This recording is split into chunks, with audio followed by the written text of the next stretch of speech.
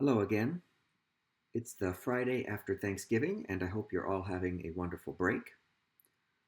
This is video lecture 17.1, our first video for chapter 17, which is continuing our study of waves. This is the last chapter we will be covering in this course, Physics 110. And this second chapter on waves is going to focus on what are called longitudinal waves. So let me do a little key idea, big picture discussion before we get into the details of this chapter. Let me remind you that in the previous chapter, chapter 16, we studied what are called transverse waves, mainly focusing on something rather specific to picture in our minds a taut string or cord that would normally just be held horizontal, and then you take one end and you displace it up and down, and you get a disturbance of the medium. The disturbance is up and down, but the disturbance travels horizontally along the string. That's a transverse wave, where the disturbance of the medium up and down is perpendicular to the direction, horizontal, that the disturbance is traveling. The other main kind of wave you come across in nature is described as a longitudinal wave. And that's what we're studying in chapter 17. And in a longitudinal wave, mechanical wave, the disturbance of the medium itself is in the same direction as the wave. And we're going to focus on, probably for us, in a more mundane application sense, is the most important longitudinal wave, so-called sound waves.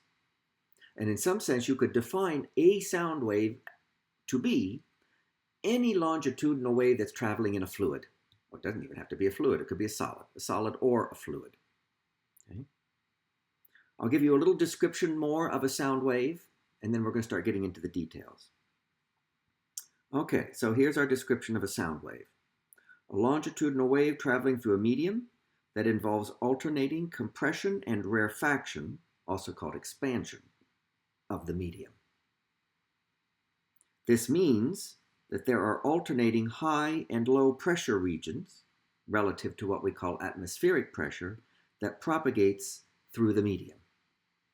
And I'm going to talk here about a little schematic picture that actually showed up at first in chapter 16 for how you could, in some kind of a controlled sense, create a sound wave, a longitudinal traveling wave in a medium. And what it shows is a side view of a column of air, like a big organ pipe. Now the picture shows the column open on the sides, but that's just so you can see it. Imagine a closed column of air. Okay? There's air inside it. And there's a tight-fitting piston at one end that we can control there, the motion of that piston. If we don't disturb that piston, and thereby don't disturb the air inside that column, what's the situation then? Well, as I'm pretty sure you are aware, air consists of a bunch of atoms and molecules zipping around. Mostly nitrogen molecules and oxygen molecules and carbon, then a mixture of other things like carbon dioxide molecules and water molecules and carbon monoxide molecules and hydrogen and helium and nitrogen. Oh, I mentioned that. Helium and argon and xenon and krypton, lots of gases. Some are atomic, some are molecular, with two or more atoms bonded together. They're zipping around in whatever container they're in this case, a column, like an organ pipe. And as the molecules zip around, and we'll learn next semester how to calculate how fast they're zipping around, pretty fast, some of them collide with the walls of the container, the column, the pipe. And with each little collision, the molecules exert a tiny force on the wall. So you got a lot of these collisions over very short periods of time. And the net effect of all those collisions in the aggregate is a force, a net force on the wall. And we find it useful to introduce a concept called pressure when we talk about a fluid, which is either a liquid or a gas. And the result of the molecular collisions of the fluid with the walls of the container, meaning the force that the fluid exerts on the walls of the container. And pressure is merely the force per unit area resulting from the molecular collisions of the fluid with the wall. So let's write down that new quantity for us. The pressure, force per unit area. That turns out to be the useful thing, force per unit area, to discuss when you talk about a fluid exerting a force on the container it's in. Force per unit area exerted by a fluid. Fluid is a generic name for either a liquid or a gas. A fluid is any material that conforms to the shape of the container it's in. Okay? So the force per unit area is exerted by a fluid on the walls of its container. So air is a gaseous fluid, and the molecular collisions exert a force on the wall, and the force per unit area is the pressure that the air is exerting on the container. Okay? And as I said, this pressure is due to, I'll just describe them as molecular collisions.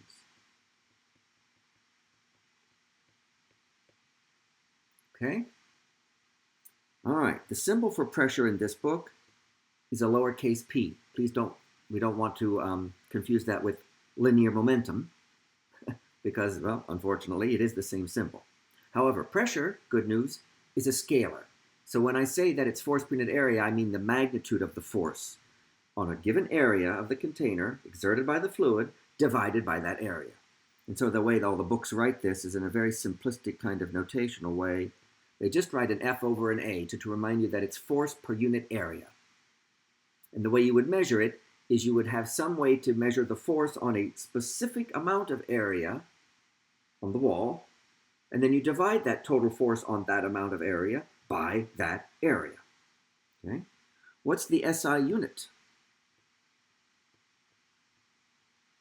of pressure? Well, it's the unit of force, SI unit, over the SI unit of area. Newton over meter squared.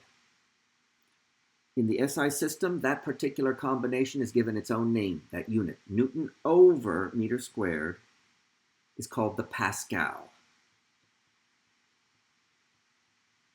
So you'll hear about people talking about the pressure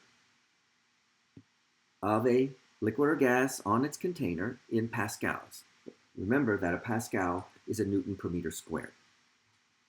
Now, back to our column of air in the pipe. Before we are moving that piston at the left end that you see. Before that, we have undisturbed medium of air. And the on average effect, we'll need to know the temperature of the air, okay? And where is this located? Is it like at sea level, for example, which we will assume it is? Then there will be some nice uniform air pressure throughout the whole column. The pressure on any given little area of the walls will all be the same. Okay? And the internal pressure of the gas, all the same. And that pressure, if this pipe is just sitting out in a room, is called atmospheric pressure. That's a useful value to know. Okay? So for a column of air,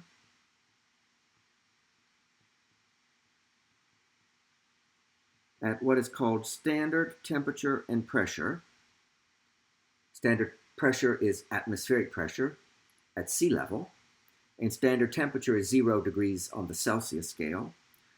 Then here's the value of atmospheric pressure. I tend to label this P sub ATM. Just so you have a sense of the size of atmospheric pressure, because that's basically the pressure we're all immersed in Earth's atmosphere. Okay? And it is 1.01 times 10 to the 5 power pascals, 101,000 pascals of pressure, atmospheric pressure, pressing down on you, just because you're sitting here underneath Earth's atmosphere. And therefore, that's the pressure of the air in our undisturbed air column in the pipe. I just want to point out to you that's a surprisingly large number in the SI system. Of course, why don't we get scrunched down by it? Because we have just as much pressure inside our body. We've equilibrated. Okay, so now, that's the undisturbed column of air in the pipe. To make a sound wave, you have to disturb the medium. And this little drawing shows you one way you could do it. You've got that movable, tight-fitting piston at the left end. Just move it back and forth, horizontally, parallel to the length of the pipe, not perpendicular to the length of the pipe. In fact, you can't really do that in this case. You've got to move it parallel to the length of the pipe. What's the effect of that disturbance, moving that piston? Well, if you start moving the piston to the right, initially, then you're going to start compressing the air that was right up against that piston, so you get what's called a compression region.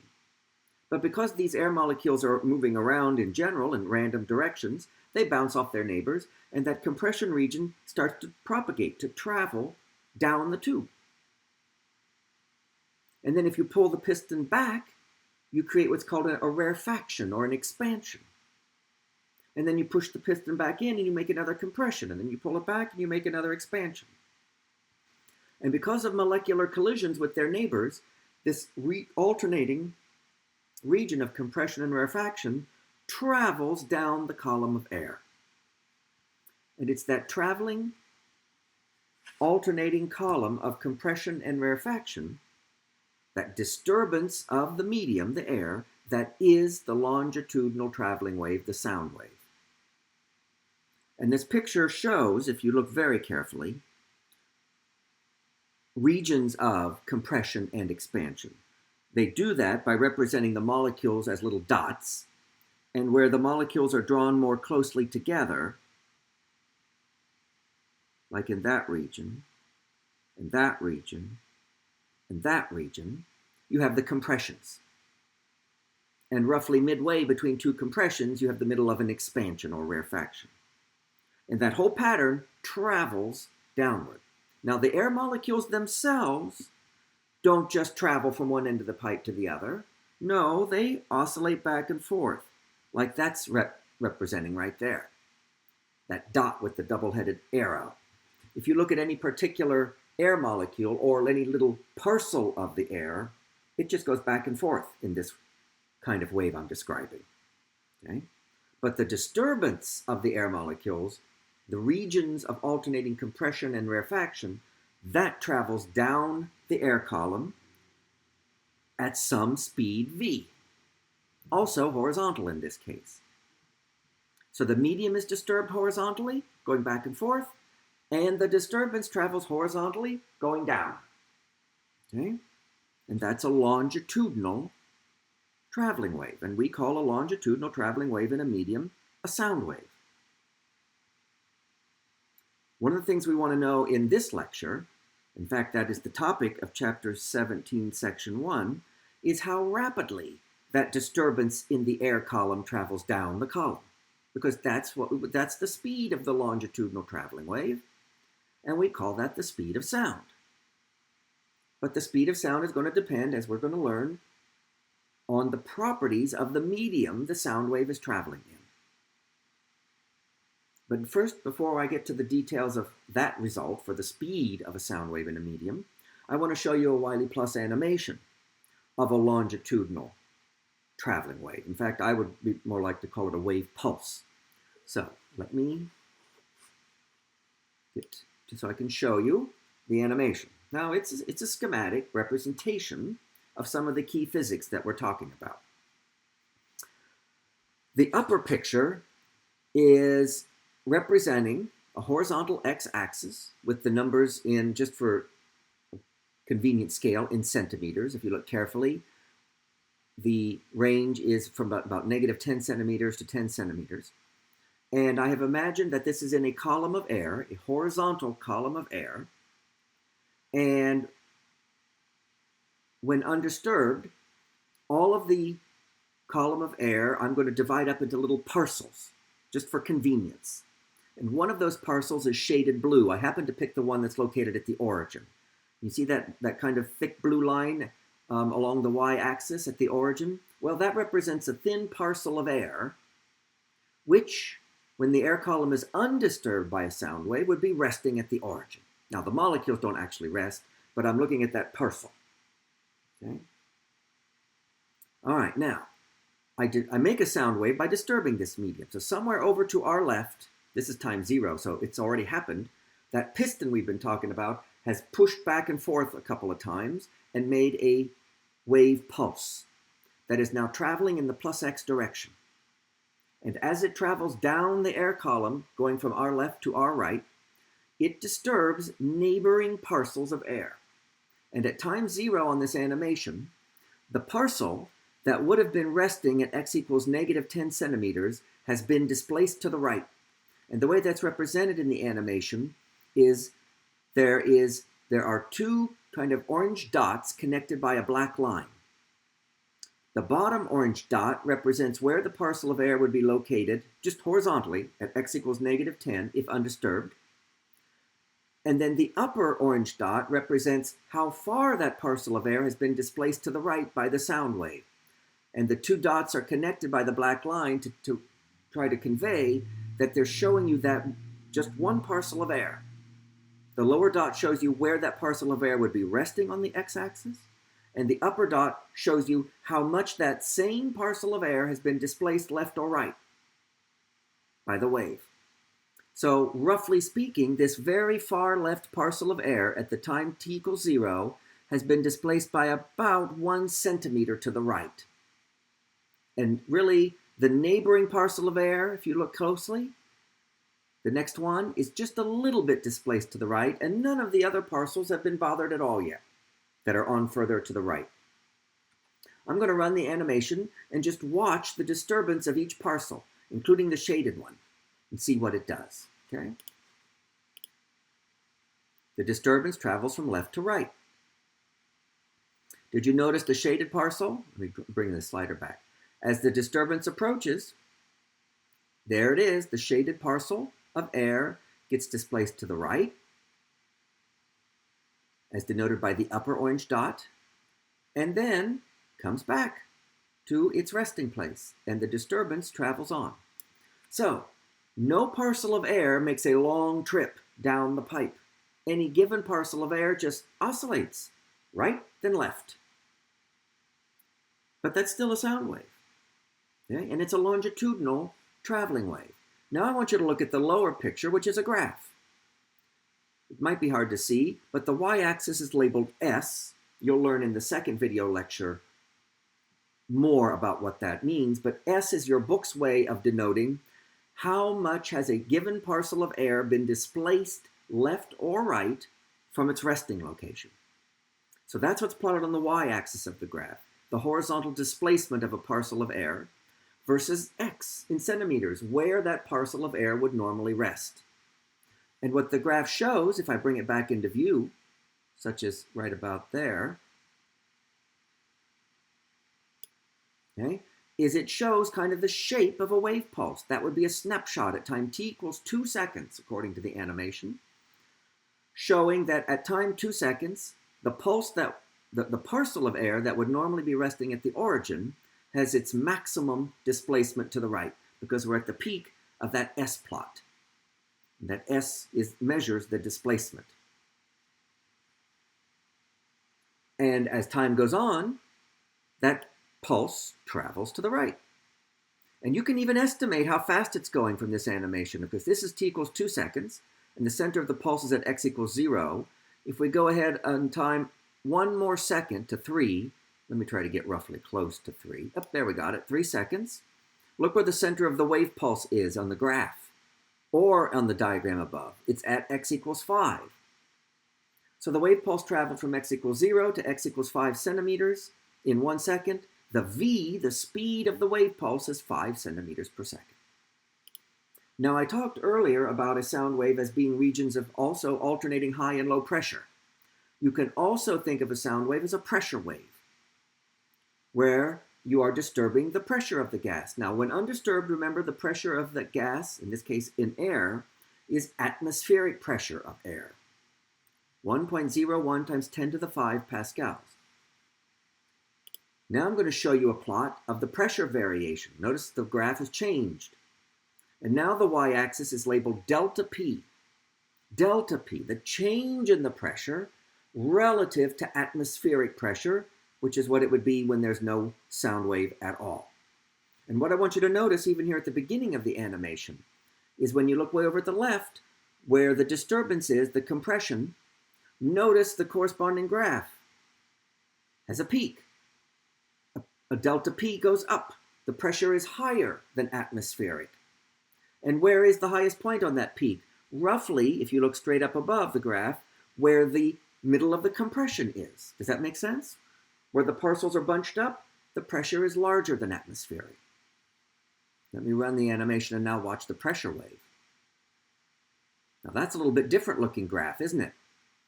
Because it's delta P versus X at a given moment in time. Change in pressure relative to atmospheric. We're going to bring it back to the snapshot at 2 seconds. So when the delta P is above 0, the pressure is higher than atmospheric. And when the delta P is below 0, it's less than atmospheric. And notice that the peak, where the pressure is, delta P is highest, is in the middle of a compression. And in a trough, where the delta P is lowest, is in the middle of an expansion. And that pressure wave travels from left to right at speed v equal to 5 centimeters per second in this animation. Okay? That's kind of the heart of what we're talking about when we talk about a longitudinal wave, say in a column of air. All right, now let me go back to my slides, because I want to talk about how fast one of these longitudinal waves travels through a fluid.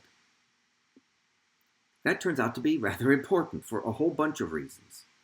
A lot of them technological and applied engineering, but also a lot of them just fundamental physics. So I want to now go to what is really the key idea in Chapter 17, Section 1, is what determines and how do you calculate the speed of a sound wave in a medium. Please note, just like in Chapter 16, transverse waves on a string, what determined the speed of a wave on a string? General answer, properties of the medium that the wave is traveling in. In that case, the string. What were those two properties? The tension in the string and the mass per unit length of the string. Those two properties of the medium, the string, determined how fast the wave traveled on the string. So perhaps not surprisingly, now that we're looking at another wave, even though it's a completely different kind of wave, a longitudinal wave in a fluid, it doesn't even have to be a fluid, it could be a solid or a fluid.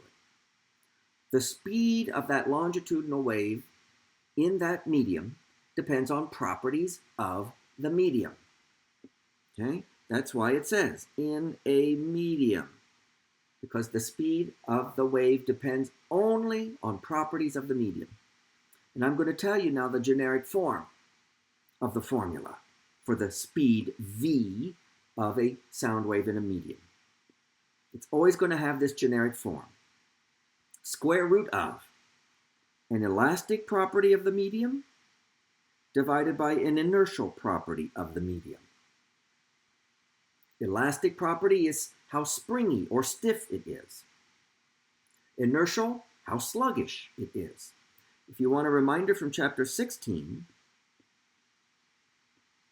the speed of a transverse wave on a string was the square root of the tension of the string over the mass per unit length. And you can think of that formula as following this same pattern. Chapter 16 result, the speed of the wave on the string is square root. The tension is the equivalent of the elastic property of the medium And the mass per unit length is the equivalent of the inertial property of the medium. In a very generic sense, elastic property of a medium is a measure of its springiness or stiffness, and I'll be even a little bit more explicit about that. And the inertial property of the medium measures how much the medium resists changing its motion, its sluggishness. The more elastic it is, you get more V. The more sluggish it is, you get a less V. Now I want to talk about those two properties inside that speed formula, the elastic property and the inertial property, specifically for the case of a longitudinal wave in a fluid. Again, I'll just say a solid or a fluid. Let me focus first on the elastic property that you use if you're talking about a longitudinal wave. It's called, to use its fancy name, the bulk modulus of the medium. If you're curious as to what that is, it tends to be used more commonly in material science and engineering. It's a property of a medium.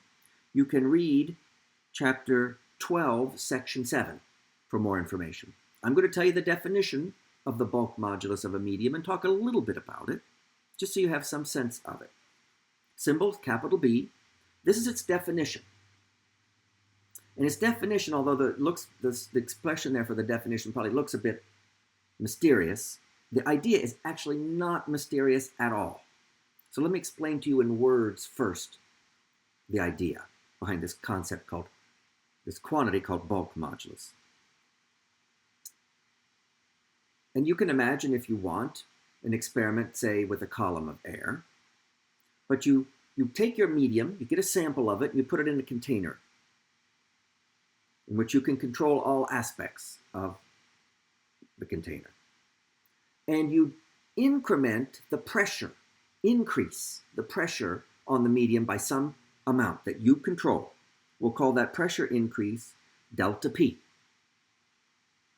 And then for that given pressure increase, you measure what we're going to call the fractional change in volume of the medium as a result of that pressure change.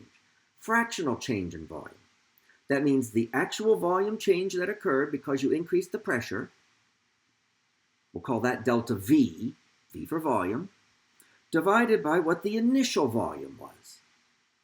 Take how much the pressure changed because how much the volume changed because you increased the pressure, volume change delta V, divide that by the initial volume, V, and that's the fractional change in volume. So that's what you do. You increase the pressure, delta P, by an amount that you control, and then you measure delta V and divide that by V. And so you take the pressure increase, delta P, divided by the fractional volume change, delta V over V. Slap a negative sign in there in front as part of the definition, and you have what's called the bulk modulus of your material, B. And what I've been saying is B is a measure of the stiffness, if you like, of the medium, meaning the larger the value of B, the harder it is to compress that material. Why? If a material is very hard to compress, then you might indeed put a rather large pressure increase, delta P, but you'll only get a very small fractional volume change, delta V over V. So in the definition, you have a big numerator and a small denominator. That makes the B huge. So very stiff materials that are very hard to compress have a very large bulk modulus. So for example, steel has a very large bulk modulus. You can compress it if you push hard enough, but you're not going to get much compression. Air, on the other hand, has a very small bulk modulus. It's easy to compress air, relatively speaking. That's the idea. That's really the idea behind bulk modulus. Now, you might be a little bit bothered or bewildered or confused by why that negative sign is there. Well, first of all, it's part of the definition. And we, as a group of professionals, can decide on a definition however we decide. So why did the professionals in the society, physics and engineering, decide to put a negative sign in the definition of this quantity, bulk modulus? Because we want bulk modulus, the number for B, for any quantity, to be positive. After all, look at the definition. Increase the pressure. Delta P is positive. What happens to something when you squeeze in on it? It gets compressed. So delta V would be negative. So delta V over V would be negative. So delta P over delta V over V is negative. We just don't want a negative quantity. So insert a negative sign up front in the definition, and then B is positive. That's why the negative is there. Purely for convenience. Now, for most materials, one thing to know, the bulk modulus depends on its temperature. Just take that as an empirical fact. But that's an important thing to remember. Here's one other just technical point. You don't need to dwell on it much, but I do need to say it to try to be complete. Technically, the bulk modulus that you have to know for your medium is a variety called the adiabatic bulk modulus of the medium. Now that sounds pretty impressive. We'll learn next semester what that word adiabatic really means. But here's the upshot. During the experiment to measure B for a particular medium, the apparatus must be set up such that no thermal energy is exchanged between the medium and its surroundings. You wrap it in thermal insulation. Why would you do that? It turns out that mimics actual conditions in a sound wave, say in air. In a sound wave in air, there isn't enough time as a compression rarefaction moves along the medium for any thermal energy to be exchanged between one part of the wave and another. So you have to have what's called the adiabatic bulk modulus. Just a technical point. So that's the numerator in the speed formula, the elastic property of the medium for a sound wave in a medium. The denominator is the inertial property of the medium. So now let's talk about that. Notice what the inertial property was for a stretched string. Mu, the mass per unit length, the linear mass density. What is it for a column, say, of air, or a pipe of water, or a steel bar? What is the appropriate inertial property? Oops, pardon me. Well, it's our old friend, the volume mass density, rho. Well, we've talked about that for weeks now. Okay? So the inertial property of the medium that you need is the volume mass density of the medium. Now let me introduce you just briefly to one other little more high-level concept when it comes to density. What you really ought to do when you define the volume mass density of a medium is you ought to imagine dividing up the medium into little pieces, like I did the parcels of air in the pipe. And to talk about the volume mass density rho of that little parcel, I take the volume of that parcel in the denominator and the mass of that same parcel. And since they're small, I'll call them delta M and delta V. And I'll do delta M over delta V. A little parcel of the medium has some volume, delta V, and some mass, delta M. That ratio is the mass density for that little volume. But if we have what's called a uniform medium, then the volume mass density of all the little parcels is the same. And so really you can just then take the total volume of the medium downstairs and the total mass of the medium upstairs. And that's the way you're used to seeing it. And that will be fine for us. Okay, we'll just take the total mass, take some volume, V, and then the total mass of that volume. Okay, remember the SI unit. Now this is volume mass density. It's not mu, which is linear mass density. The SI unit would be kilogram over meter cubed. Okay, so now I've talked about the two properties that are in that formula for the speed of a sound wave in a medium. The inertial property, the adiabatic bulk modulus, the elastic property, the adiabatic bulk modulus, and the inertial property, the volume mass density. And now I'm just going to tell you the formula for calculating the speed of a sound wave in a medium, and we will just use it. If you are curious, and if you are, good for you, for where this formula comes from and how you can be convinced it's correct, by all means, feel free to read section 17.1. The book will walk you through the derivation of this formula. I'm just telling you the result and trying to give you enough of the underlying physics to see what it means. Okay? But here then is an important formula for this chapter. It's how you calculate the speed of a sound wave in a medium. Square root of the elastic property of the medium, the adiabatic bulk modulus, B, divided by the inertial property, the volume mass density, rho. Square root of adiabatic bulk modulus over volume mass density. So, the larger the adiabatic bulk modulus, the more stiff the medium, the higher the speed the sound wave travels. The higher or larger the volume mass density, then the more sluggish the medium is, and the slower the sound waves travel. So those two things work in opposition to each other. Now that's a pretty odd-looking expression for something that we call a speed, which in SI must have units of meters per second. Let's check those units of that expression on the right-hand side. Okay? I'll do that right down here. First, the units of B. This is the common way to denote when you just want to write down the units of something. Take the symbol for the something and put it in square brackets. The unit of adiabatic bulk modulus. That's an interesting question. What would be the units of bulk modulus? Let's go back up at the previous slide and look. Look at the definition. You've got pressure in the numerator. We learned now that pressure is the unit of Pascal. Pascal is a Newton over a meter squared. That's the numerator in the bulk modulus expression. The denominator is delta V over V. What are the units of that combination? Did you say unitless, right? Delta V over V has no units at all. So the units of bulk modulus are the same as the units of pressure. So, unit of bulk modulus, I'll write it as Newton over meter squared.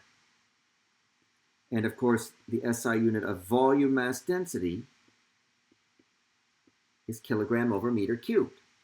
So now let's take the combination of adiabatic bulk modulus over volume mass density all to the 1/2. Can't forget that the V is the square root of B over rho. So you have to do that square rooting of the units too. Okay, for bulk modulus, we put in Newton over meter squared. And for density, we put in kilogram over meter cubed. Notice the kilogram is downstairs and the meter cubed is upstairs because the density is downstairs. Now, we've got a meter squared downstairs and a meter cubed upstairs, so we get some cancellation there. So what's left? Newton times meter over kilogram, all to the 1/2. But remember the unit Newton, just remember F equals ma. Unit Newton, unit of force, must be equal to the unit of mass times the unit of A, acceleration. So for the Newton, we put in kilogram times meter over second squared. Very important thing to remember that the Newton is kilogram times meter over second squared. Then I still have a meter upstairs and a kilogram downstairs, and it's all to the 1/2 power. Now the kilogram units cancel, and I have meters squared over second squared, all to the 1/2, and units follow regular algebra. Meter squared over second squared to the square root to the 1/2 is meter per second. It does have units of V, speed. Okay? Okay, now we will use this formula throughout the rest of chapter 17 if we ever find ourselves in a situation where we have to calculate the speed of a sound wave in a medium. It could be a solid, like a bar of steel. It could be a liquid, like a pipe of water, or a gas, like a pipe of air. Okay? We need the bulk modulus of the medium and the volume mass density. Now, as I mentioned, bulk modulus depends on temperature for a medium. Turns out density does too. We haven't really worried about that too much, but technically it does. They both depend on temperature, so it's useful to remember that the speed of a sound wave in a medium, in general, depends upon the temperature of that medium. One of the most common speeds of a sound wave you'll want to remember is a sound wave in air at room temperature.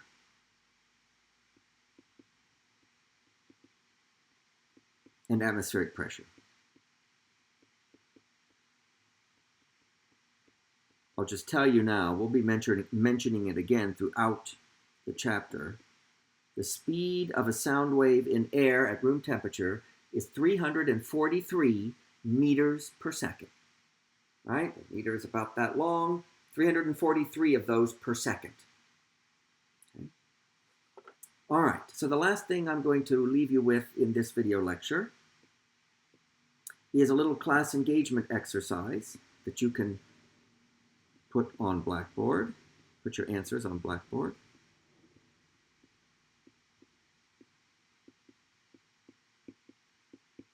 Practicing with that speed formula for a sound wave in a medium. Here's what the practice says. The bulk modulus and density of 4 different materials are given in this list in terms of basic amounts B0 and rho 0. Those are just some kind of like scales. The materials are labeled A, B, C, and D. And then you just read across the row. For material A, its bulk modulus is 1.20 times this basic value B0.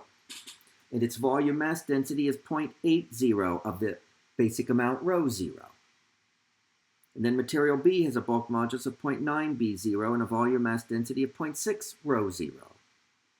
And material C has a bulk modulus of 0.6 B0 and a volume mass density of 1.2 rho 0.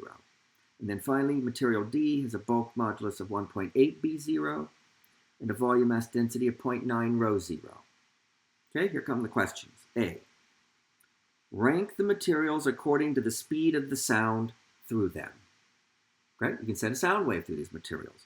Rank those materials according to the speed of the sound wave, largest to smallest. Okay? B. Next, rank the materials according to the magnitude of the fractional change in volume when the same change in pressure delta P is applied. Largest fractional volume change to smallest. So in A, you're ranking the speed of a sound wave for the materials, largest to smallest. And in B, you're ranking the magnitude of the fractional change in volume when the same pressure change delta P is applied. You can list those answers on Blackboard. We'll have our first class session for Chapter 17 on Monday, and we will be using this speed formula in some applications. But that's all for this video.